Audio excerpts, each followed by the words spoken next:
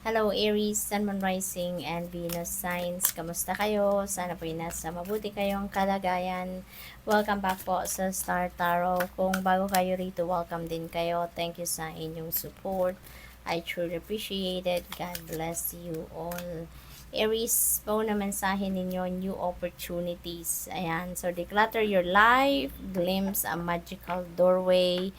Kailangan ng maglinis, no? Sabi dito, declutter your life, linisin nyo na yung buhay ninyo, tanggalin na yung mga bagay, sitwasyon, tao na hindi nagsuserve ng inyong highest good dahil merong paparating na bago, no? There are new opportunities coming in, various opportunities, kaya kailangan ng mag-declutter kayo ng sarili ninyo, ng buhay ninyo so that you can make room for the new opportunities and different things and even people, no, na paparating sa buhay ninyo. What else? We have cosmic rainbow. Look for the pot of gold, accept joy. Wow, tignan ninyo, may blessing na paparating, no? This is sobrang gandang blessing, no? This is the pot of gold. Maaring mayroong since may new opportunities dito, 'di ba, na paparating. This could be golden opportunity na paparating sa inyo, Aries, and that could be in various areas of life. Hindi lang ito sa isang parte ng buhay ninyo na dadating dito, kundi sa iba't ibang parte. This is really beautiful. This is maaring maaring blessing ito from the divine universe. Kahit hindi ninyo hinihingi, ibibigay sa'yo. What is due for you, ibibigay sa'yo. Or maaari din na answered prayers ninyo ito, Aries. So, depende sa inyong sitwasyon. There is a pot of gold, no, dito na mahahanap kayo.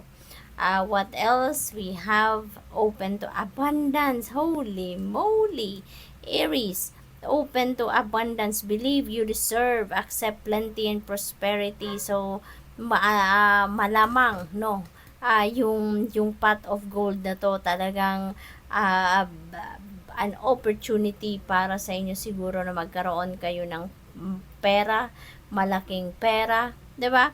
Kasi open to abundance. Kasi unang-una, no, parang gold coins, ayan, no, lumilipad ang mga gold coins kahit dito sa ibabaw ng pot, 'di ba? Parang gold coins din ang nandiyan sa ibabaw. Kaya maaaring this is a huge amount of money na maaaring dumating sa inyo sa ngayon, Aries. So, napakaganda. Believe, no? Magtiwala lang kayo na deserve ninyo itong abundance na to, and be ready to receive that. Be open, no? Buksan ninyo ang sarili ninyo, buksan ninyo ang puso ninyo, ang mga kamay ninyo, open arms, i-welcome ninyo itong abundance na to. Sabi dito, accept plenty and prosperity. So definitely, there is a time for plenty and abundance and prosperity sa buhay ninyo sa ngayon. We have access your gifts, explore your treasure chest, accept who you truly are. Ayan, so napakaganda rin, ano? Maaring meron kayong mga regalo talaga na paparating. Hindi lang ito, pick up ko dalawang scenario. So most likely, yung gift na to is yung binigay sa inyo ng universe na gifts, no? Yung mga special gifts ninyo.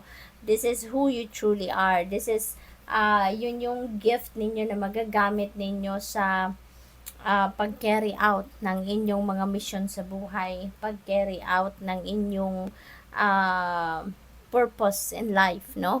At saka the other side of this naman, ang na-pick up ko din dito, this could be this abundance, no? This could be this pot of gold, no? Yung nilalaman ng treasure chest na to. So, talagang nagsisignify ito, Aries, na there is parang overwhelming na abundance, prosperity na paparating sa inyo, no? So, expect this, no? Expect this pot of gold talaga. Kasi parang, kahit ang nilalaman ng treasure chest na to, talagang kayamanan, 'di ba? Kayamanan. This could be also opportunities na paparating that's going to bring you continuous inflow of abundance and prosperity. So, napakaganda pagdating sa pera. We have full of Christ light. Open your heart, spread unconditional love. Ayan. So, most likely isa ito sa iyong mga misyon, no, sa buhay, Aries, no, for you to spread unconditional love, yung pagmamahal, yung concern na ipapakita ninyo sa tao, sa mga mahal ninyo sa buhay, sa mga tao sa paligid ninyo, na hindi kayo pagmamahal na hindi naghahangad ng kapalit, hindi nag-expect ng kapalit. We have enlightenment, look from the highest perspective, see the divine in everyone. Maaring ang iba sa inyo din dito nangangailangan ng clarity of thought. Maaring nangangailangan kayo ng enlightenment. May sitwasyon siguro kayo na maaring gumugulo sa isipan ninyo. Hindi ninyo ma-figure out which way is right for you. Something like that, Aries. But don't you worry, kasi enlightenment is coming your way. No? Papadalhan kayo ng universe ng enlightenment na kakailanganin ninyo para magkaroon na kayong muli ng kalinawan, magkaroon kayo ng clear direction of where you are heading. We have entered the magic, live in the now, seize the moment. Ayan, Aries. Kasi nga naman, 'di ba? Yung most powerful time is the now, 'di ba? Yung ngayon, kaya we should live in the now instead of living in the past or living in the future, because hindi naman natin alam, 'di ba? Exactly kung anong paparating, at yung nakaraan na din, 'di ba? Parang waste of time and energy na rin na mag-dwell on the past pa rin tayo, because it's done, it's over, nangyari na, tapos na, wala na tayong magagawa doon, 'di ba? Kaya yung invitation sa inyo dito, enter the magic, live in the now, seize every moment na nag-unfold sa buhay ninyo right now. Kasi hindi na yan babalik muli, no? Hindi na yan mangyayaring muli as exactly as it unfolds sa ngayon. Kaya seize the moment, no? Bigyan natin ng panahon, atensyon ng mga bagay na nangyayari sa ngayon. Okay?